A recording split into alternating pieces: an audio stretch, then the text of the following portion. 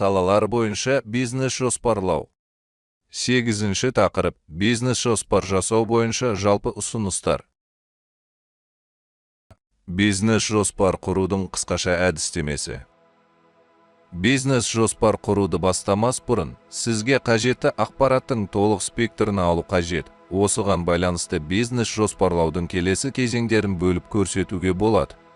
1. Қажетті ақпарат көздерін анықтау. Олар бизнес жоспарлау бойынша оқулықтар, мемлекеттік органдар, соның ішінде шағын бизнес мәселелерімен айналысатындар, менеджмент бойынша консалтингтік фирмалар және басқа да қосалқы ұйымдар, салалық басылымдар, бизнес жоспар жазу курстары, аудиторлық фирмалар, таныстар, әріптестер, достар болуы мүмкін. 2. Оның даму мақсаттарын анықтау. Мақсаттар бизнес жоспар шешуге арналған мәселелер тізімімен анықталады. Ұйымның ішкі және сыртқы мақсаттарына шынымен негізделген және сапалы жоспар жасалған жағдайда ғана қол жеткізуге болатынын түсіну өте маңызды. Біріншіден, бұл жобаға қосымша назар аударады. Зерттеулер көрсеткендей, еліміздің коммерциялық банктер үшін несиелерді жай ғана бизнес жоспарға бөлу емес, тартымдырақ және оны жүзеге асыруға тікелей қатысатын несиенің комбинациясы, бірлескен қызмет, үлестік қатысу, пайданы бөлу, операциялар және тағы басқа. Егер бизнес жоспарда осы тармақтар ерекшеленсе, бұл қажетті қаржылық ресурстарды алуды жеңілдетеді. Екіншіден, коммерциялық банктер мен басқа да қаржылық компаниялардың мамандары әдетте инвестициялық жобаларды бағалауда қажетті дағдыларға ие. Коммерциялық банктер өздерінің инвестициялық бөлімдерінде ресейлік кәсіпкерлер арасында қажетті тәжірибе мен білімнің жоқтығын ескере отырып, мамандары болашақ бизнес перспективаларын бағалаудың күрделі мәселелерін түсінуге көмектесетін арнайы бөлімшелерді құрады. Осылайша, кәсіпкерлер күрделі экономикалық математикалық аппаратты пайдалана отырып, заманауи ғылыми әдістер деңгейінде жаңа бизнестің ішкі мәселелерін шешуде елеулі көмекке сене алады. 3. Мақсатты оқырмандарыңызды анықтау. Бұл тек ұйымның ішкі қатысушылары, бұл екіталай, немесе ұйым өзінің инвесторлары, болашақ акционерлері, коммерциялық банктер, венчурлық капиталистер ретінде көргісі келетін сыртқы тұлғалары бола ма? Венчурлық капиталистер кәсіпкерлік жобаларды жүзеге асырудың әртүрлі кезеңдерінде қаржыландыруға маманданған коммерциялық ұйымдар, қалыптасу сатысында да, кеңейту және жаңғырту кезеңдерінде де. Сондай-ақ жеке тәуекелді бөлімшелерді қаржыландыру саласында ірі экономикалық ұйымға кіретін кәсіпкерлік түрлері. Венчурлық капиталдың мақсаты жоғары пайда алу үшін тәуекелді кәсіпорындарға инвестициялау. 4. Құрылатын құжаттың жалпы құрылымын белгілеу. 5. Бизнес жоспардың әрбір жоспарланған бөлімдерін дайындау үшін ақпарат жинау.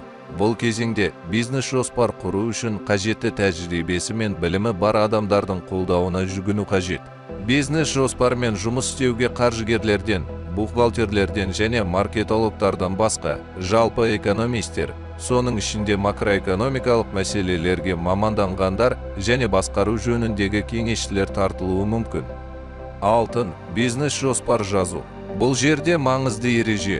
Кәсіпкер бизнес жоспарды өз бетімен жазуы керек. Тіпті ол көп уақытты қажет етсе де, және кәсіпкердің бұл жұмыс түріне дағдысы болмаса да. Кәсіпкерге консультанттардың көмегі, ішкі және сыртқы кеңесшілер қажетті ақпаратты жинауға және оны бастапқы өңдеуге көмектесетін алдыңғы кезеңде аяқталады. Соңғы кезеңде кеңесшілер кәсіпкерге көмек көрсете алады. Егер кәсіпкер бизнес жоспар жазуды басқа біреуге сеніп тапсырса, оның себептері. 1.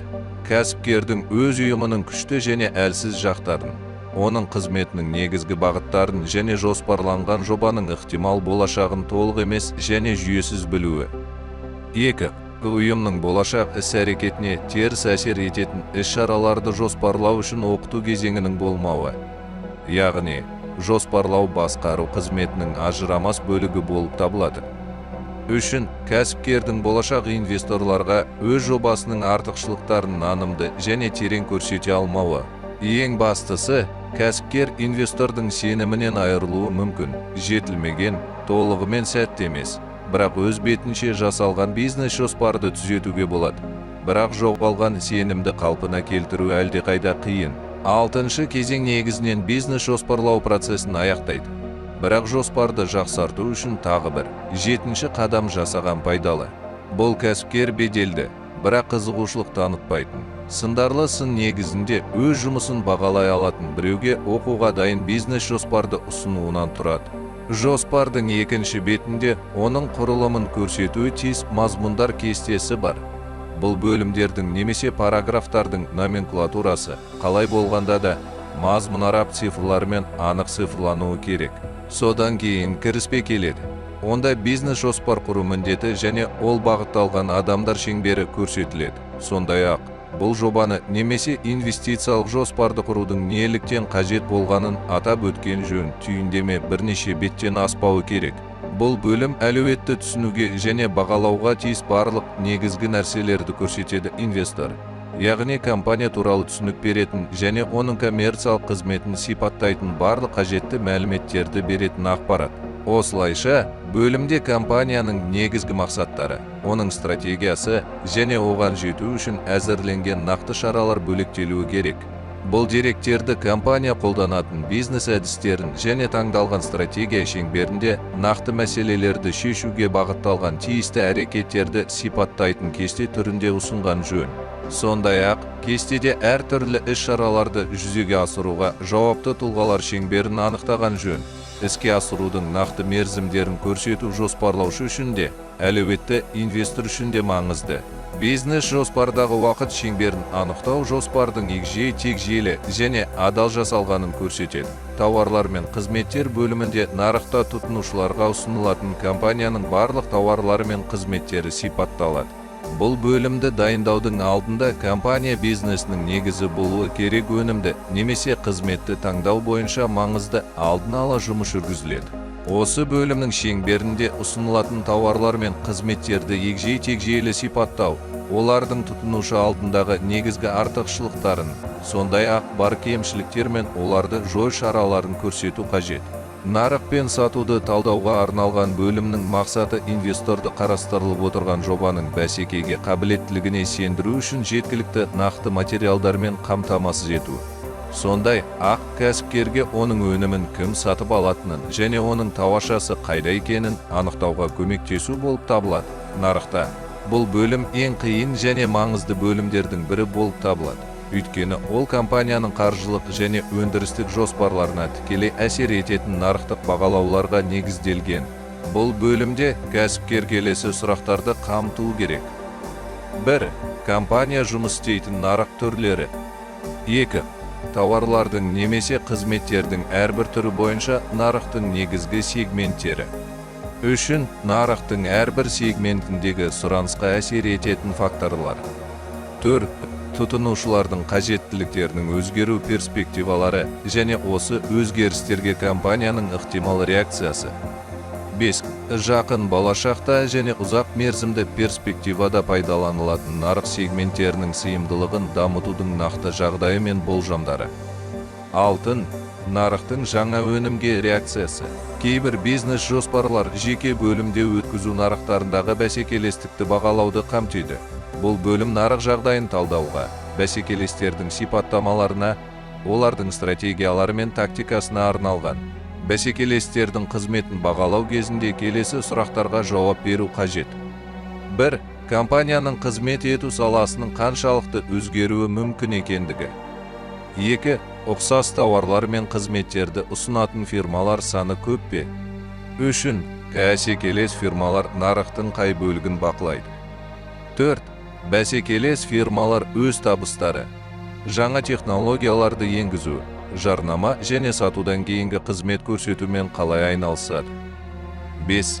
Осы қызмет саласындағы ең қызған бәсекенің нысанасы қандай? Баға, сапа, сатудан кейінгі қызмет көрсету және тағы басқа. Бизнес жоспардың маркетинг бөлімінде жоспарланған сату көлеміне қол жеткізу және өнімді тұтынушыға жеткізу жолдары көрсетілген. Жоспарда компания қабылдаған жалпы маркетингтік стратегия, тауарларға баға және сату схемасы, сондай-ақ сатудың өсуін ынталандыру әдістері көрсетілуі керек. Өндіріс жоспары бөлімін бизнес жоспарға тек тауар өндірумен айналысуға ниетті кәсіпкерлер ғана енгізеді. Мұндағы басты міндет әлеуетті серіктестерді компания қажетті мерзімде қажетті сападағы тауардың қажетті санын шығара алатынына сендіру. Әдетте, өндірістік жоспар келесі құрылымдық элементтерді қамтиды. 1. Өндірістік циклдің сипаттамасы. 2. Нарықтарға, жеткізушілерге жақындығы, білікті еңбек ресурстарының болуы, көлік шығындары, инфрақұрылымның даму деңгейі сияқты факторлар тұрғысынан кәсіпорынның орналасқан жерін талдау. 3.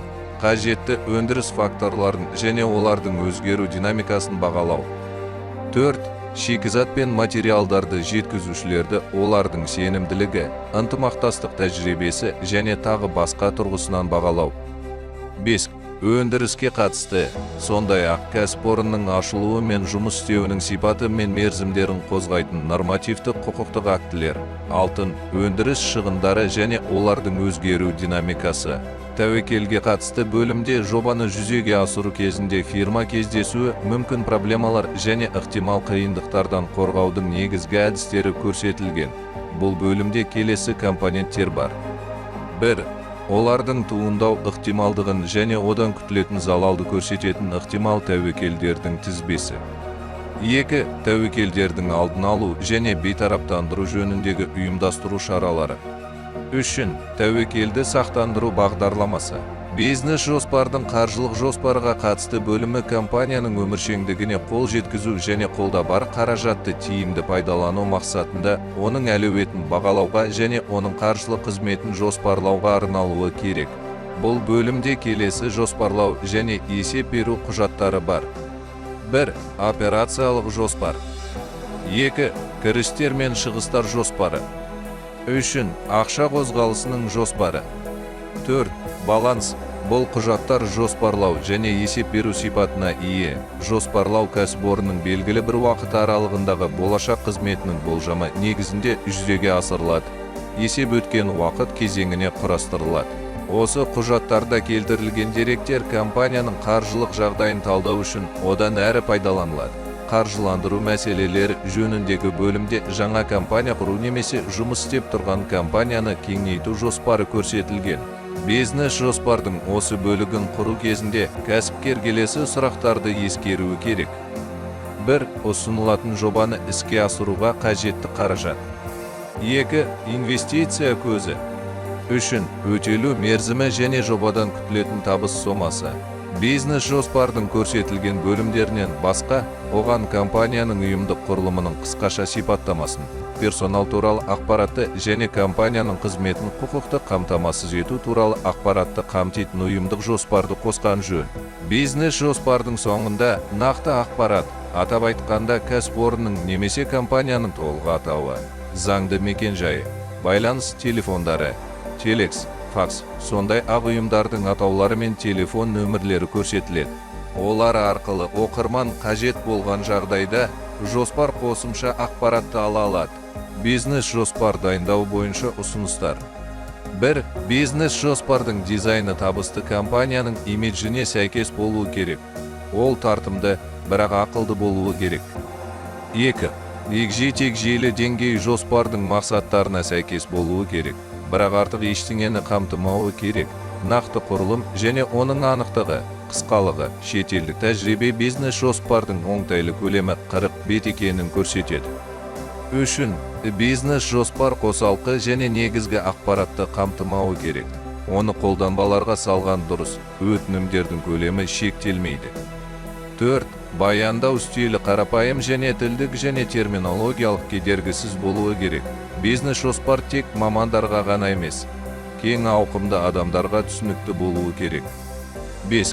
Бизнес жоспардағы ақпарат қысқа, түсінікті және сонымен бірге қысқа болуы керек. Кестелер, графиктер және тағы басқа.